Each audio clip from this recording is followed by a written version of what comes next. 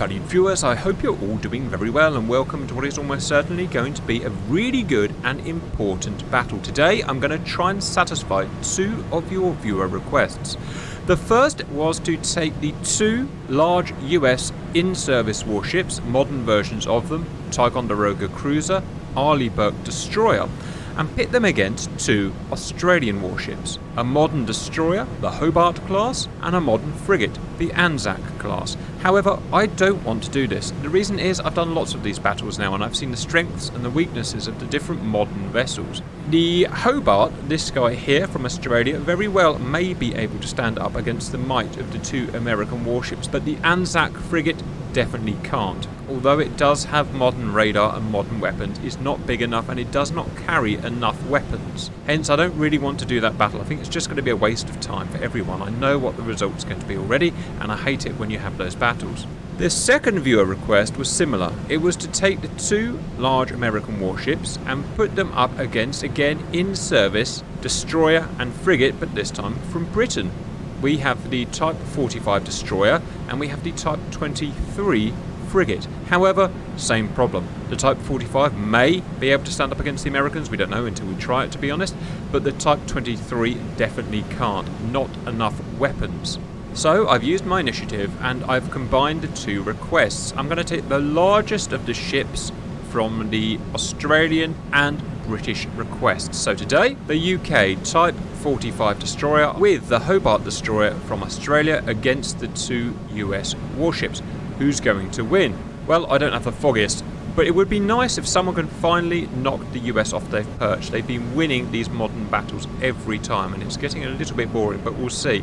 First, let's go over the basic stats. Let's start with Tico, who is always impressive because of her sheer size and the sheer amount of weapons and the modernity of the weapons that she can carry. So, two massive Mark 41 matrices here and here, carrying in this configuration 76 RIM 66 M5 SM2 MR Block 3, range 90 miles, semi-active radar homing. Just ignore it saying radar command there. Next, for closer in defense, we have RIM 162A ESSM Block 1, range 30 miles. And here's something I learnt recently. The A model of the ESSM is not active radar homing, so it cannot do over the horizon offense. So it's going to be within radar horizon. For her surface-to-surface offense, she has RGM-109B, 20 of them in her Mark 41, playing a 109J, an MST, a modern Mark 5 Tomahawk, range 200 plus miles, and we all know about the Tomahawk. Also, a multi-purpose weapon, RIM 174A, 12 of them, SM6 Block 1, range apparently over 200 miles. Also, surface-to-surface RGM-84D Harpoon, range up to 80 miles, may come into play today. We've got some Mark 46 Mod 4 ASW torpedoes, RUM 139 ASROC, a single two 127mm guns, one bow, one stern, two Sea-Wiz amidships and other defensive measures. Arleigh Burke, not quite as powerful but still packs a punch. She has SM6, 26 of them. The same SM2s, 40 of them. 40 RIM 162E, and interestingly the E Block 2 variant is active radar homing and therefore can do over the horizon surface to surface, something that may come into effect later on, we'll see. MSTs played by 109 Bravos, 12 of them. ASROC, Mark 46, single 5-inch gun, and single Sea-Wiz on this variant, and some defensive measures. Next, Hobart we've used in a few recent scenarios, again a high fidelity model, Mark 41 VLS carrying 32 RIM 66H, range 90 miles, semi-active radar homing. We've got a RIM 162 and I'm not actually sure which version. Block 2. So again, active radar homing, over the horizon capable. We've got some MSTs, 6 of them, same as the two American ships. In fact, the weapons are very similar. The only one that's going to be different for today is Hobart is going to be carrying this guy. An RGM-184 naval strike missile from Norway, low observability, surface to surface, similar to America's AGM-158 series of missiles, range 130 miles. subsonic, but speed is not what makes this missile so dangerous. As we've seen before, the Naval Strike Missile is very low observability and it's very hard to hit. It did even beat, if you remember the last battle we did against the 055 and 054 from China, it beat the defences of the 055, and not much in the world can do that. We have single 5-inch gun on the bow and single Seawiz stern. Also 30mm, which I forgot all about. Your guess is as good as mine where that 30mm is and what that 30mm is. I would assume Bushmaster or similar. And defensive measures. And finally from Britain, Type 45. The only low fidelity mod here, but to be honest she looks perfectly good. Primary defense, surface to air ASTA 30, range around 100 miles depending who you ask. Close in SHORAD defense, Sea Scepter. Note it's active radar homing, so it can be used for limited over the horizon surface to surface. Surface to surface is going to be RGM-184A again, Naval Strike Missile from Norway, as we spoke about, from the Mark 141 launchers here. Missing text, that's probably Stingray. Yep, Stingray anti-submarine warfare torpedo. We have a single 4.5 incher. What is it about the British? We just love our 4.5 inches. We've been using them since World War II, maybe before, I don't know. And 2 amidships 20mm Seawiz and some defensive measures. Who's going to win? Answer, I don't really know. The Commonwealth are using a stealth anti-ship missile, which we've seen do brilliant work. Can it get past Spy? Can it get past SM6, ESSM, SM2? Well, we don't know, because we've never tried it before. We'll just have to see. The Americans are not using stealth missiles. They're using MSTs and some harpoons, but in typical American fashion, they're using lots of them. It's a 50-50 in my opinion. We'll start with a 100-mile battle, because that's what we tend to do with bigger destroyers and longer range missiles. We'll do a closer 20, 15-mile battle, and then a broadside standby for the longer range battle. Welcome in 100 miles, 3, 2, 1, now. Arleigh Burke and Tico firing their MSTs. Now, interestingly, they're not in range of their harpoons. Their harpoons have a range of 80 miles, so they'll only be able to use those later in the battle. As we said, a smaller amount of stealth missiles being fired by UK and Australia. Non-stealth missiles being fired by the Americans. The Australian ship and the British ship have already fired their MSTs and their 184 Naval Strike missiles, and just catch some as they go off of our detection. There is a harpoon. I can just see there a Naval Strike missile. As I said, low observability, not dissimilar from America's LRASM missile, air to surface and soon to be surface to surface missile. Note they are faster than the Tomahawk, but they are still subsonic. They make no effort to break the sound barrier. That is not what they're designed to do. And we have our plethora of Tomahawks. We're obviously paying the Americans today, but we'll make no effort to bias towards us, or we'll just let the AI control both sides. What happens now, viewers? Well, we can see our missiles because they're data linked to us, but we can't see the hostile missiles. Why is our AWACS not picking them up? Well, because they're stealth missiles. It can't see them until, well, a few tens of miles away. So essentially, we're only going to be able to fire against those Naval Strike missiles once our spy radars here can see them come over the horizon. So that's a big deficit. Usually we like to use our SM6 missiles to shoot the hostile, let's say, Chinese non-stealth missiles at a range of 60, 50 miles when our AWACS picks them up, but we can't do that here. We're going to have to wait until our sensors see them, so that's going to be another big deficit. We're just going to have to see how that goes. It's going to be a while, so I'll probably just move forward now. Look, someone sent, oh, I missed it, but someone sent a helicopter out. Someone sent a helicopter out, look at that. The British have sent an American SH-2 out, so there you go. What's going to get to the target first? By the looks of things, the Naval Strike Missile, which travels a bit faster, so that will deconflict timings a little bit for us. Now, when are we going to see that is the question. At this point, I like to just stop, quickly check, I know it's a bit boring, check everyone's radars are turned on, because Sea-Pow has a nasty habit of turning people's radars off. No obvious reason. Everyone is on and good to go. Continue. Well, it looks like I'm awfully worried that those Naval Strike Missiles have just friggin' disappeared. I haven't actually tested this. There they go. Oh, stop! Right, naval strike missiles coming over the horizon. 2 batches of 8. Now, they're hard to see, which means they're hard to hit. Also, they have jammers, as all modern surface-to-surface missiles do. So how well are we? The first one was a miss. We're firing a RIM... God, what is that? That is a RIM 162E, played by the body of a RIM 7, I should say. It's happening so fast now, I can't keep up. We're doing excellent work. Sterling work taking them out now. We've just fired so much at them. Now why, pause, why did America do so well against the naval strike missiles when China struggled against them? I don't know, viewers. I don't know. I set them up, everything set to veteran skill level as usual, and I pressed play. For some reason, the Americans saw those naval strike missiles better, guided their missiles better, and overcame the jammers better. So some kind of reason, I would say. Now what's this? This is the MSTs. We should go to the other side now. We've got Type 45 not firing. Oh look, they've turned their radars off. Did you see that? I'll turn it back on for you. Why do they do that? I would love to know. Love to know. Drive me freaking nuts. I hope it's not going to make too much difference. Okay, I did it 15 miles out, which is pretty much when we would see them anyway. So, ESSM Block 2 coming in, active radar homing missile. See how well they do against a non-stealth MST. MST is marginally stealthy, low observability in the way it works, but it's certainly not considered a stealthy missile. All sorts of missiles raining down, most of which we simply cannot see, which is why they're not on the map there. I assume we, by which I mean the Americans. Why have I played the Americans today, viewers? It's always easier as a human to play with the guy that has SM6s, because otherwise the SM6s get abused. You just have to take my word for it. There are some limitations in sea power, as all sims.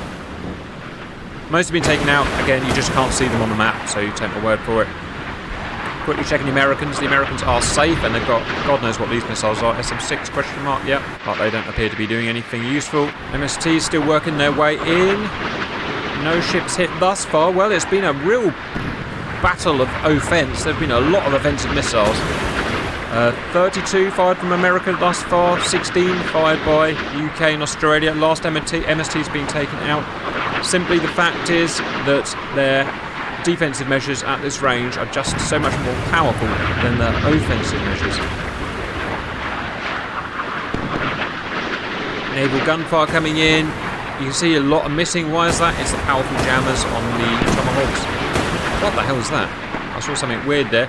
Are we going to get through here? And we're going to get through and hit the British. That is soul-breakingly bad, viewers. What is going on with those weird missiles, look? Seawards, we're down to freaking Seawards. Down. Well, that was some weird-ass defence, viewers. But Seawards saved us. I don't know what that was, but it was whatever it was. So, Hobart has fired... Oh, wow. It's fired every single missile. All SM2 gone. All ESSM gone. All MST gone. All Naval Strike gone. It's got a gun, and that's it. Type 45. It's being weird. I don't know what it's doing there. It got a little bit buggy. Anyway, well, it was working. We saw it was working. Astra 30, it's down to 20. C-Scepters were all used up. Sorry, that's jerking. I know it's annoying. I think it's got a little bit buggy, but we saw it fired all its missiles, apart from 20 Astras, so we'll just suck it up. Americans, and here's why Tico is so powerful. It did all that defense, but look, it's still got more than the other ships started with. It's still got 53 SM2, 23 ESSM. It's used its MSTs. What's that? SM6 it used, I don't know, some, but it's got a few left, which is dangerous. It's got all of its harpoons left, so basically it's only used about a quarter of its stores. Arleigh Burke's used a bit more. All of its SM6s were fired. 24 it had of those. I don't know, some of its SM2s, some of its ESSMs, all of its MSTs, and it doesn't have harpoons. Woof! We got there. Well, I told you it was going to be a big battle, very ferocious, but no one's winning so far. Who's going to win now? I guess we close to within radar horizon range, at which point it can use its next series of weapons. Let's draw in the within radar horizon, which is going to be about 25 miles, I'm guessing, for the Aegis, and close to that. It's going to be about there, isn't it? Who's going to win the over horizon battle? A, the guy that can see the other guy first, and B, the guy that has the most missiles. America has the most missiles, and America probably has the best over-the-horizon radar, although I don't know exactly. The radar, the spies are notoriously good, although they're low-mounted on the ships. Oh, sorry, I've got to pause there. They're notoriously good at over-the-horizon viewing. The Samson, for instance, on the Type 45 is really high up, but I don't know how good it is over the horizon. The answer is I don't know. We'll just have to see. Right, speed up. We are, I don't actually know, 40 minutes into the sim, I believe. I've got a long way to go yet. Okay, the Type 45 has become unbugged. Well, it's sort of become unbugged. It says it's got 20 Asters left. Interestingly, it says it's got all of its naval strike missiles. It doesn't. I know it doesn't. It's just a visual glitch. I know it fired them because I counted them all. Yeah, I'm pretty sure we can ignore that. We can't see it on the map anymore, and that's because we can't see it with our sensors anymore. Still ways away. I'd say probably 50 miles away from each other. Now, when us blue guys reach the edge of that circle, assuming everyone's travelling at the same speed, which they are, then I expect someone to get within radar horizon of someone, and someone to start firing. Okay, it's just turned its radar off. You see that? It's turned its radar off. So I've got to turn it back on for it. I wish it would stop doing that. You, turn your radar back on. This is why you have to keep track of the hostile ships. They just turn their radars off and that's it. It's the game ruined. This guy's turned his radar off. I know my guys won't turn their radars off because they're on the human side. Tension mounting. Nearly 25 miles or thereabouts. Check radars are still on. They are. Check the Samson's still spinning. It's not. That's lovely. I'll turn it on for you. Oh, it doesn't spin. Look at that. Okay. Turn his radar back on. Check this guy. His radar is still on. Someone's got to see someone. Well, be patient. Wait. Still, no one's seen no one. And this guy's turned his radar off. Stop it, dude. You're going to get shot in the face if you turn your stupid radar off. Well, this is going to be a strange ending, viewers. I don't know what's happening. I don't know why the ships can't see each other. I don't think I've had this before. There we go. We have contact. How good is the fix? So what you're seeing there is us, the blue side, seeing these guys here, the red side. Can they see us? No, because they would have shot at us by now. One more check to make sure that they've got their radars on. I'm just helping them as much as I can because the AI is stupid. Okay, I've done what I can to help them. Let's go back to our guys, which are currently weapons tight. We can change this to a hostile now because we know it's a hostile. And the hostiles will do this automatically, so don't worry, it's not unfair. And we can change them to weapons free as the hostiles are and see what happens. Will they fire on them? Yes, they are immediately firing their missiles, and that's going to include their harpoons probably. Why is it so fast? I don't know. He's even naval gunning or something. I don't know what. They're not within gunnery range. Okay, the hostiles are also firing. Asters are being fired at God knows what. Just we can't see them. We can see that. Who's that? That is Hobart. We can see distance of... look at that. He's been picked up on radar and ARS. That's new. What's ARS, viewers? I don't know. And there is the other guy. I need to set him to hostile. It's just stuff I have to do in the background. Okay, everyone's seen everyone at this point. So, the Americans... Sorry, I'm just going to pause there. The Americans saw the Reds before the Reds saw the Americans, but the Reds have now seen the Americans and are firing. So I would say the Americans seem to have slightly over the horizon better ability. Anyway, SM6s have been launched over the horizon, and that's probably going to wipe them out. Or not. It's not going to wipe them out. They've survived. Also over the horizon capable is RIM 162. It would not fly at this profile. It would fly high arc. What's that? Australia's been hit. Australia's been hit. Australia has been hit. UK has not been hit. Has it been hit enough? UK, is it going to defend itself from this guy here? It's out of ammo. It's out of ammo. Everyone's out of missiles. So Hobart was out of missiles already, and this guy's used its 20 missiles, and that's it. There's nothing to defend with apart from a few cannon shells. And that ain't gonna work. Alright. And America are just gonna keep peppering them. This guy has infinite ammo left. I mean, still, look at that. Arleigh Burke has still a bunch of ammo left. And the harpoons haven't even reached yet. Viewers, it was a win by America. Why? It's a good question.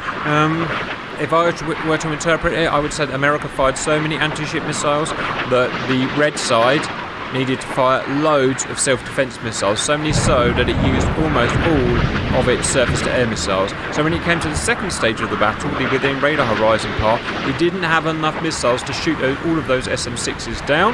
It only had 20 missiles in total, and it started failing. And now, at this point, it has no weapons left apart from guns, at which point you basically use this against the modern force. naval strike missiles were much less missiles were used to shoot them down, and the Americans, haven't done the maths, but probably carry more missiles overall, so they just did better. They used all of their SM-6s, I note, on the first round of defence, which is a very good missile, which seemed to deal with the NSM very well, which allowed to keep all these SM-2s and these ESSMs for later on in the battle, which won it for them. As well as that, I don't know why I can't click on that. As well as that, it could see the Reds over the horizon before the Reds could see it, for whatever reason. Don't know if it's realistic, but it may be. And that is my synopsis of why it won. Last missile's going in now. So the SM-6s have taken out the radar antennas and stuff like that, and then these will actually punch a hole in the vessel and sink it. A good battle. I'm pretty happy with that, how that went. I mean, I want to win, obviously, but I can make reasons of why stuff happened, so happy with that end result. Oh, look, and they just keep taking us out. We're already dead, sir. Let us sink.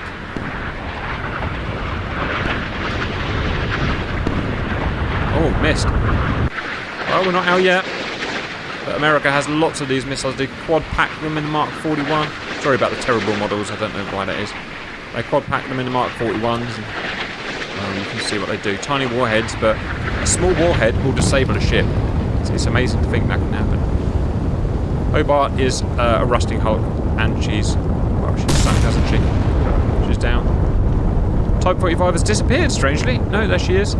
She is also a rusting hulk, and she's also going down. Look at that, moon viewers. I am a moon. My baby at the moment loves Moon Baby from a show on British TV. So he goes outside and sees the moon and says, "Moon Baby, come see me?" I say, "Yes, GR baby. Moon Baby, come see you." Alright, he's already dead. Well, there's your 100-mile battle. America win. Annoying, but suck it up. Let's move on to closer range. And we move to 15 miles, well within radar horizon. We just push go and everyone shoots everything at everyone. It's impossible to watch, but enjoy anyway.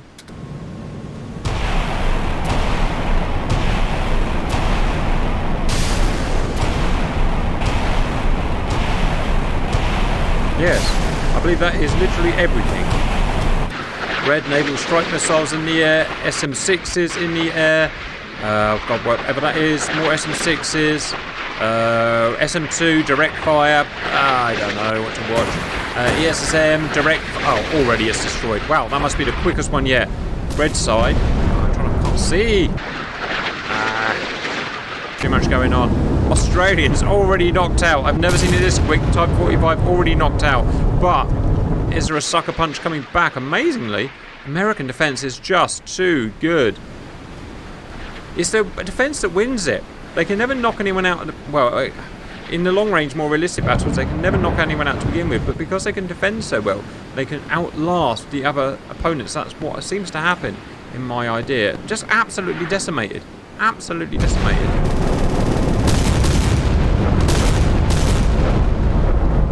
The Chinese did better than that against America, but still, not a scratch. Not a scratch.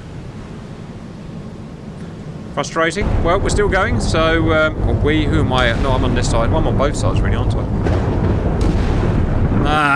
They're about to punch a big, fat 500-pound hole in our face. Come on, Aussie. Do something magical. There we go. Guns are still working. Speed it up. Not much left to fight for now. Ooh, she's still fighting, but she's actually sunk. She's still fighting. That guy, McAllister, shooting from there. He's not going down without a friggin'... Oh. That would have hurt his face. Lucky McAllister is incredibly ugly, so he doesn't really mind the burns. Right, probably the best said about that, the better viewers. Which leads us to the pointless but fun 1 or so mile broadside battle. Come on, let's take it back. Not sure how to watch this one.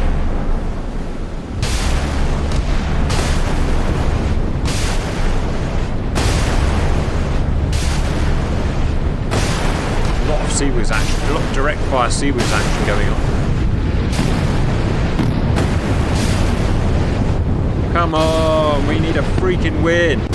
Pride is at stake here. Destroy America now.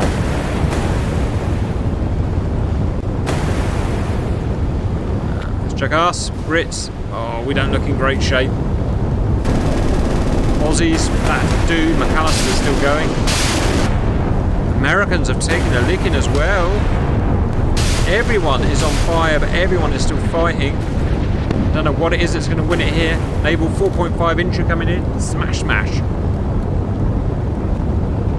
Type 45 not firing. Oh dear. But no one's toast yet. Australia's still pumping out whatever. Arleigh Burke's CUS is the only operational device there. Tico. Wow, Tico is absolutely. It's the biggest, heaviest ship here. So it's not surprising it's taking the most damage. Look, every one of those bullets is actually a bullet that was fired at it.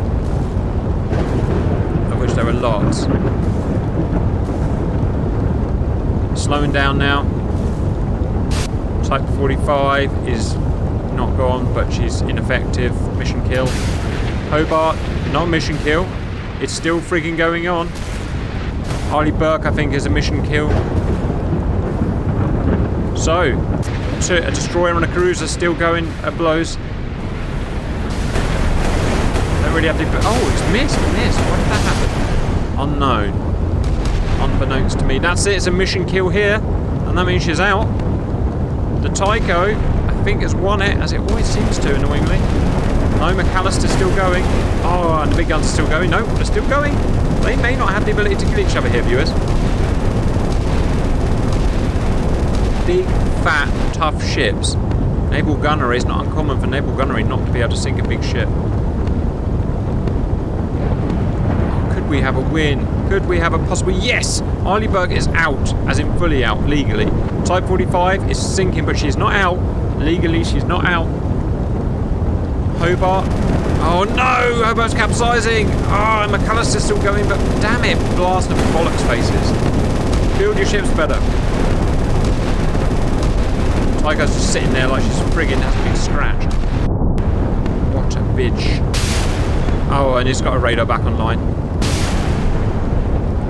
There's always hope. Oh, you know when I said there was always hope? Ah, she's upside down. Too top heavy, mate. Oh, we're still type 45. Oh, no. Oh, no, the SM6s are coming in. Damn you, America. Well, let's see how much damage we did to her. Wow, flooding heavy. It's a draw. It happened at the same time. Type 45 and Bunker Hill died at exactly the same time. It's an official draw, viewers. You know what? If I've got to take something away from that, a draw at the silly Galleon battle works for me. Alright, viewers. Quick synopsis at the end there. 100-mile battle won by America. They defended better. They had more missiles and they were just better all round, annoyingly. 15-mile never really matters because it's always completely nuts, but it was a thrashing by the Americans, which is a bit annoying. Galleon battle, an exact millisecond draw. So you know what? I can take that. So if we go to war with America, which in today's climate may very well happen, get within a mile. I hope you enjoyed that, and bye-bye.